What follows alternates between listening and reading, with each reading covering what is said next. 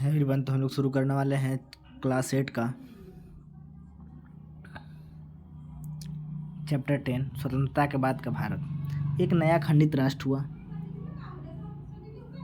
अगस्त 1947 में जब भारत आज़ाद हुआ तो उसके सामने कई बड़ी चुनौतियां थी। बंटवारे की वजह से 80 लाख शरणार्थी पाकिस्तान से भारत आए थे।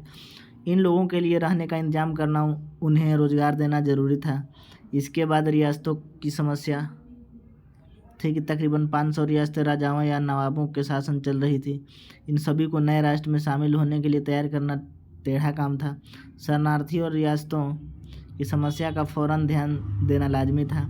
लंबे दौर में इस नवजात राष्ट्रों को एक ऐसी राजनीतिक व्यवस्था भी विकसित करनी थी जो कि यहाँ के लोगों की आशंका आकांक्षाओं को सबसे अच्छी तरह से व्यक्त कर सके।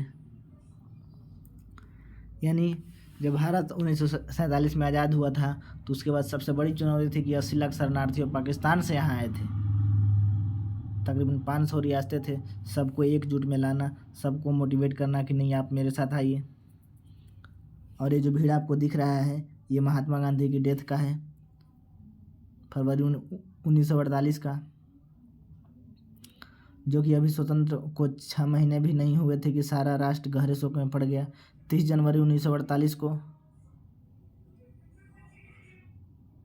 कट्टर विचारों वाले नाथूराम गोडसे ने महात्मा गांधी की हत्या कर दी। 30 जनवरी 1948 को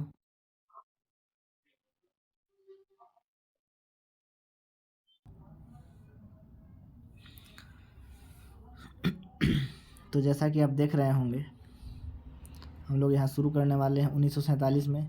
भारत की आज़ादी काफ़ी बड़ी थी, तकरीबन 34.5 करोड़, यानी भारत की आज़ादी उस टाइम 34 करोड़ थी। 80 लाख शरणार्थी पाकिस्तान से आए थे। तो इतने बड़े जाति को, इतने बड़े जनजाति, इतने बड़े जनसंख्या को एक करना, इन लोगों को रोज़गार देना, इन लोगों को व्यवस्थित करना, इन लोगों को खान पान ये सब का मतलब व्यवस्था कराना, ठीक है। इसमें ऊंची जाति नीची जाति बहुल समुदाय के थे, अन्य धर्मों के लोग थे, मानने वाले भारतीय थे। इस विशाल देश में तरह तरह की भाषाएं बोलते हैं, उनके पहनावा भारी फर्क में आता है, उनके खान पान काम धंधों में भारी विविधता आती है। इतनी विविधता वाले को एक राज्य के रूप में कैसे संगठित किया जा सकता था। एकता की समस्या के साथ ही विकास भी एक बड़ी समस्या थी। यानी एकता तो लाना है, एकता के साथ विकास भी लाना है, ये सबसे बड़ी समस्या थी। एकता की समस्या के साथ ही विकास की एक बड़ी समस्या थी कि स्वतंत्रता के समय भारत की एक विशाल संख्या गाँव में रहती है। आजीविका के लिए किसान और काश्तकार बारिश पर निर्भर रहते थे। यदि स्थिति अर्थव्यवस्था के गैर कृषि क्षेत्रों की थी, अगर फसल चौपट हो जाती तो नाई, बढ़ई, बुनकर और अन्य कारीगरों की आमदनी पर भी संकट पैदा हो जाता।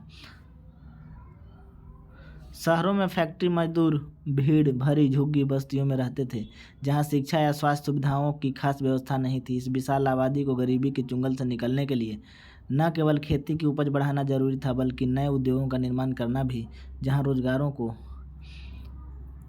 लोगों को रोजगार मिल सके। एकता और विकास की प्रक्रियाओं के साथ चलना था। अगर भारत के विभिन्न तबकों के बीच मौजूद भारतीय मतभेदों को दूर न किया जाता तो वे हिंसक और बहुत खतरनाक टकरावों के रूप ले सकता था।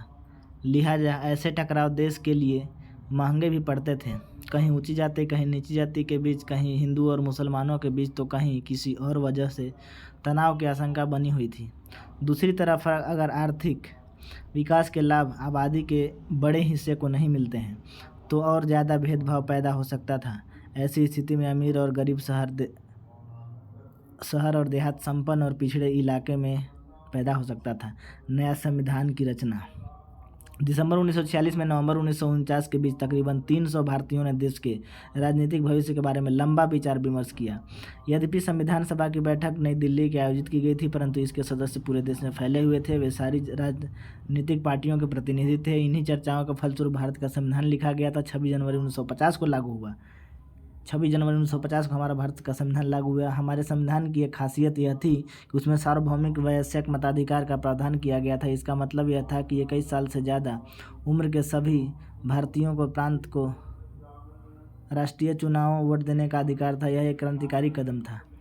इससे पहले कभी भी भारतीयों को खुद अपने नेता चुनने का अधिकार नहीं मिला था। ब्रिटेन और अमेरिका जैसे देश को जनता अधिक टुकड़े टुकड़े में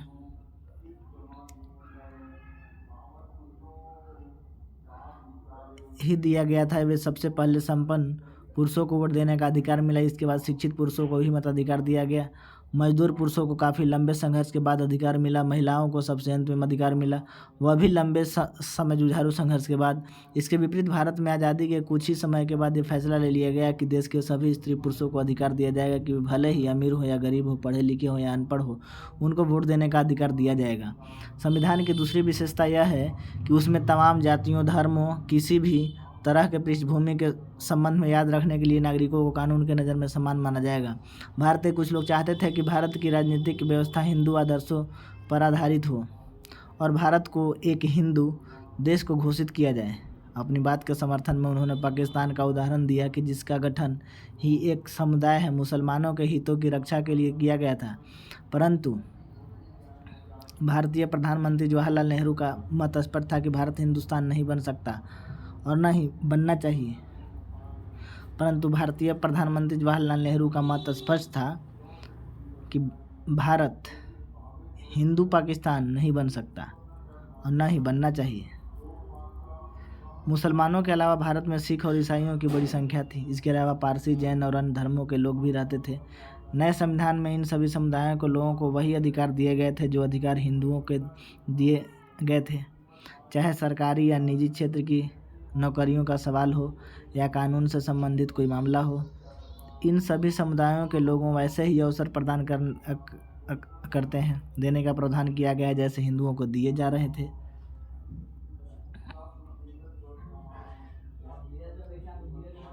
संविधान की तीसरी विशेषता यह थी कि इसमें समाज के निर्धन और सबसे वंचित तबकों के लोगों के लिए सुविधाजनक व्यवस्था के लिए भारत सम्मान को कलंकित करने के छुआछूत के चलन को ख़त्म कर दिया गया।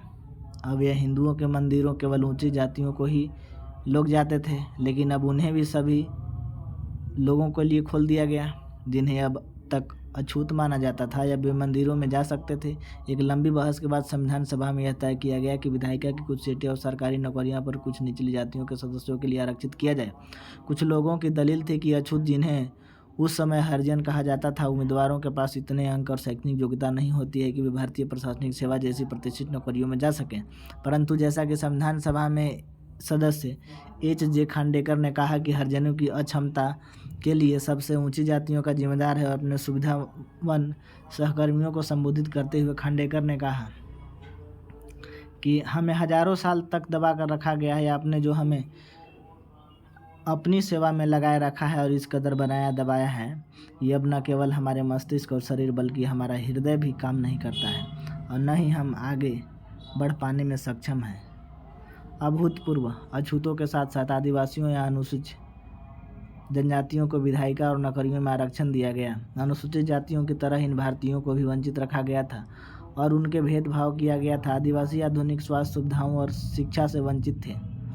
उनकी ज़मीन और जंगलों पर बहुत से ताकतवर लोगों का कब्जा हो गया था जो जाता है